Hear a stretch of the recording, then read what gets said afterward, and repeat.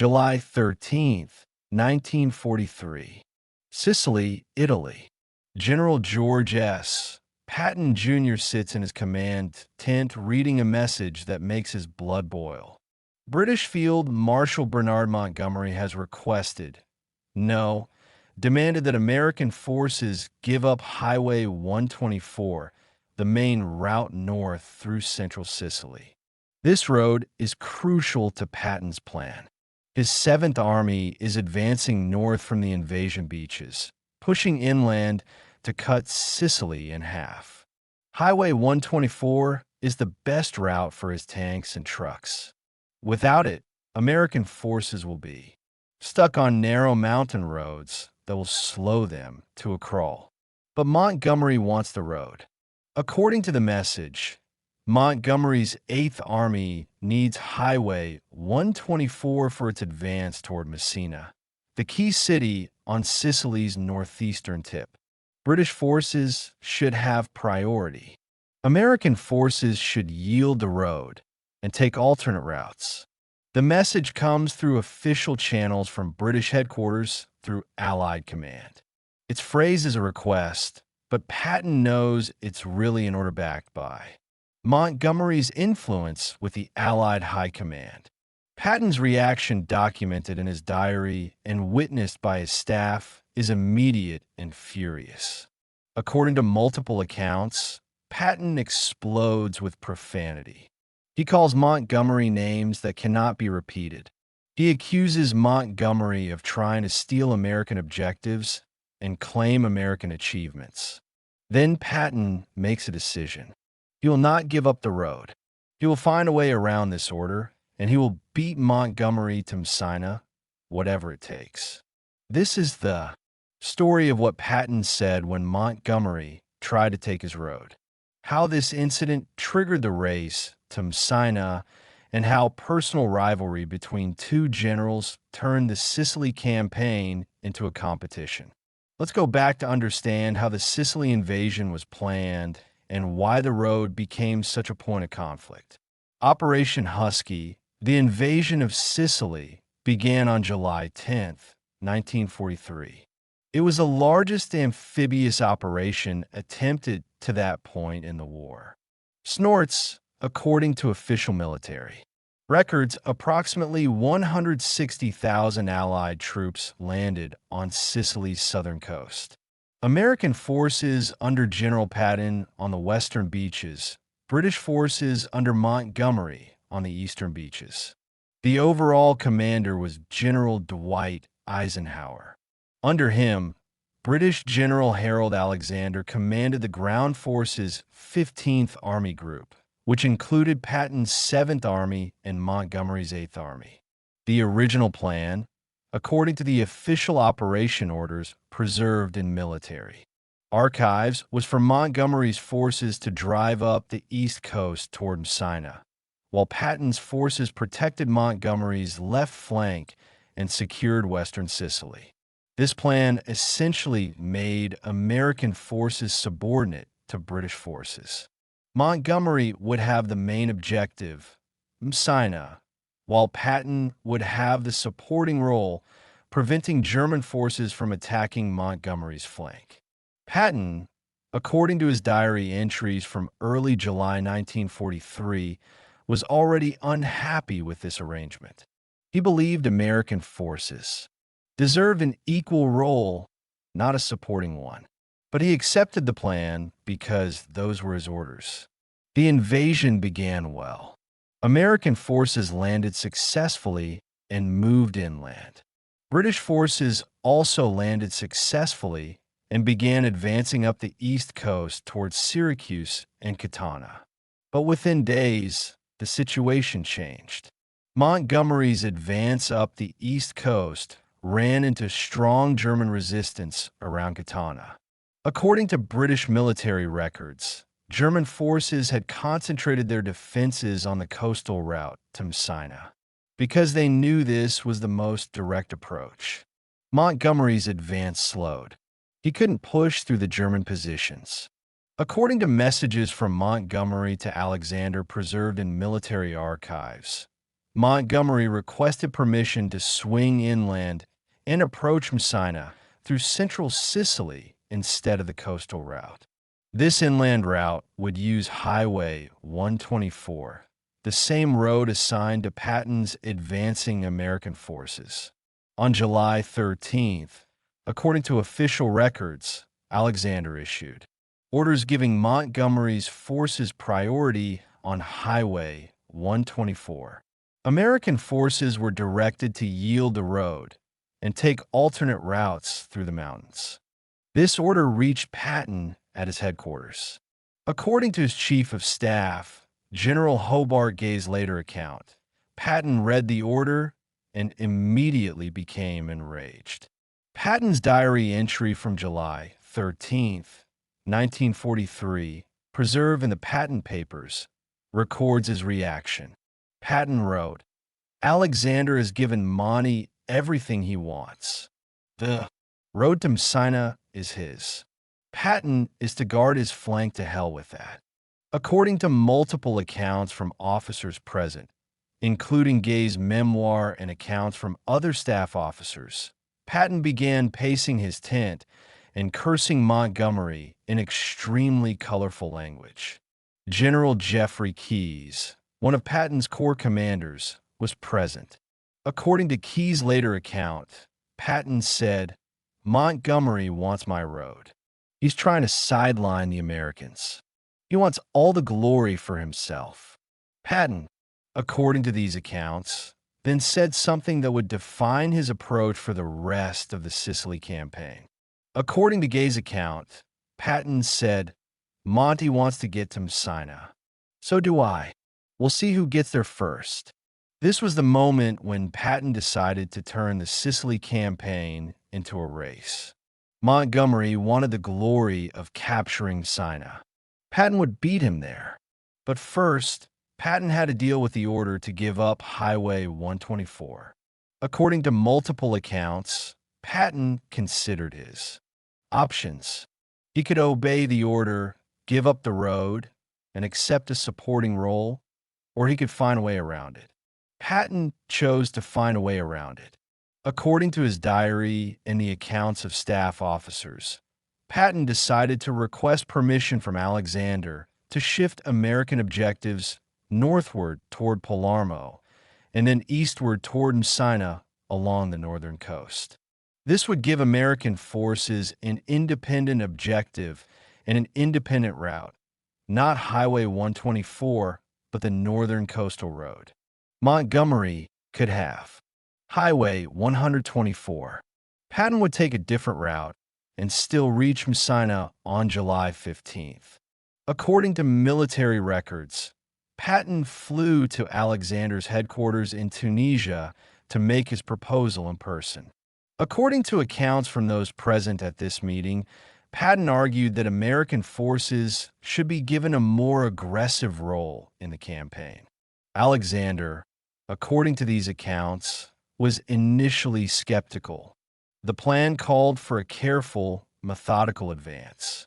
Patton was proposing a bold dash across Sicily.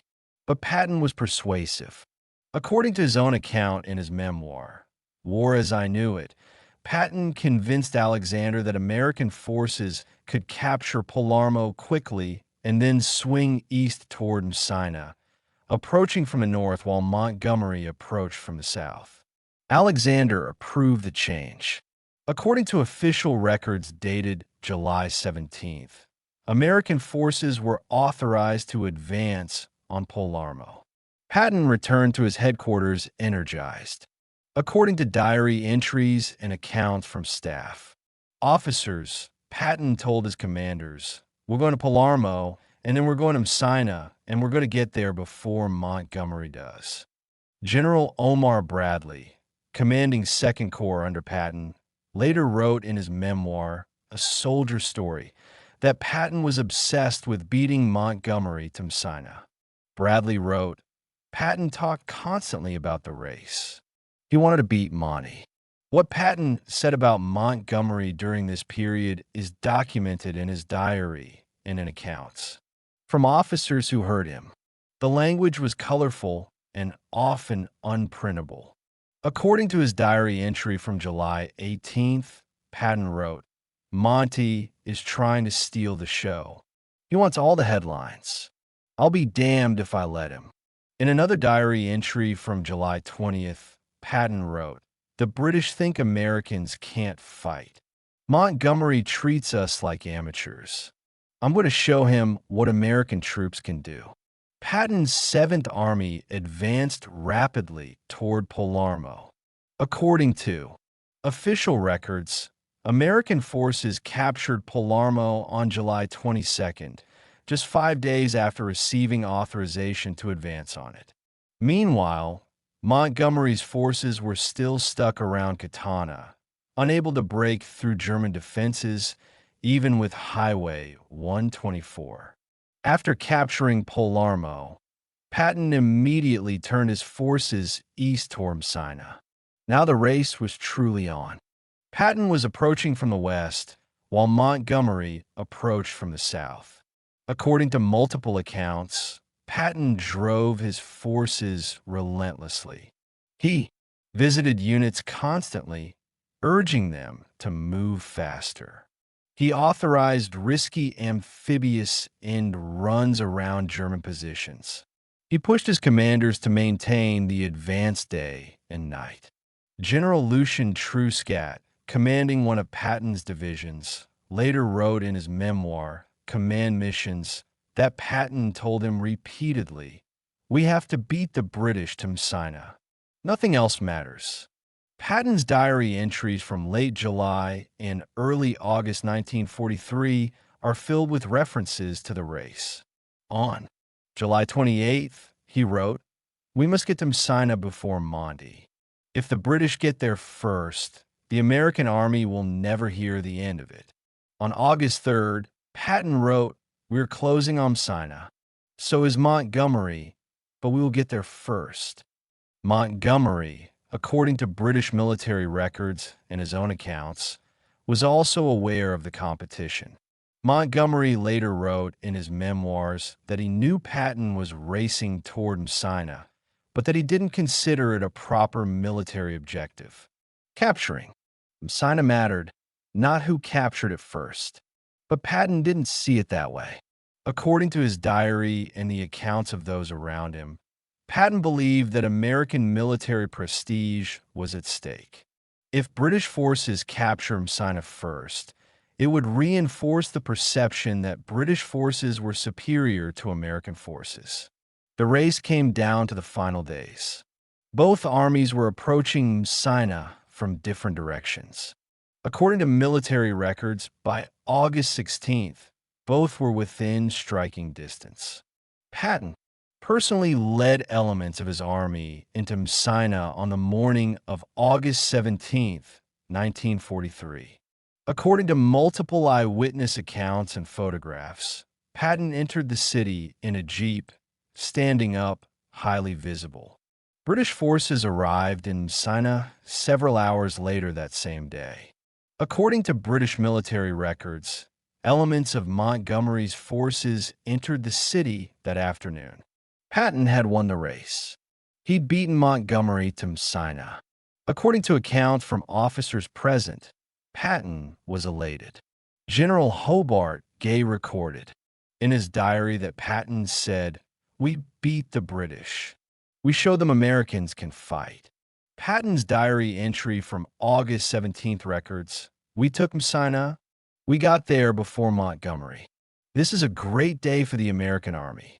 According to multiple accounts, when Montgomery's forces arrived in Messina and found American troops already there, Montgomery was not pleased. British officers later reported that Montgomery made dismissive comments about Patton's race being unnecessary and risking lives for personal glory. But the race had happened, and Patton had won it. The story of Patton beating Montgomery to Messina became legendary, reported in newspapers, and celebrated by American troops. However, the race had consequences. According to military historians, The Sicily campaign took longer than it might have because Allied forces weren't fully coordinated. German forces escaped across the strait to Italy because Allied commanders were competing with each other instead of focusing on trapping the enemy. Eisenhower, according to his memoir, was frustrated by the competition between Patton and Montgomery. He wrote, "The rivalry between Patton and Montgomery sometimes worked against military efficiency. But Eisenhower also understood that Patton's aggressive drive had contributed to the rapid conclusion of the Sicily campaign." According to his memoir, Eisenhower wrote, "Patton's dash to Messina, while motivated partly by rivalry, also demonstrated American fighting ability." What Patton said when Montgomery tried to take his road can be summarized from documented sources. He said Montgomery was trying to steal American objectives and glory. He said he would beat Montgomery to Messina. He said American forces would show the British they could fight. These statements recorded in Patton's diary and in accounts from officers who heard him reveal Patton's competitive nature and his sensitivity about American military reputation. The incident with Highway 124, Montgomery requesting it, and Patton refusing to yield triggered a race that defined the Sicily campaign. Instead of giving up the road and accepting a supporting role, Patton found an alternative route and turned the campaign into a competition. Whether this was good military leadership or reckless ego is debatable. Patton achieved his objective. He beat Montgomery to Messina and proved American forces could move quickly and fight effectively. But the competition may have prevented better coordination that could have trapped more German forces. What's clear from the historical record is that Patton's reaction to Montgomery trying to take his road was immediate, furious, and ultimately led to one of the most famous episodes of Allied rivalry in World War II. The road that Montgomery tried to take became the catalyst for a race that Patton was determined to win. And win it he did, entering Messina hours before British forces and claiming the victory that mattered most to him, beating Montgomery.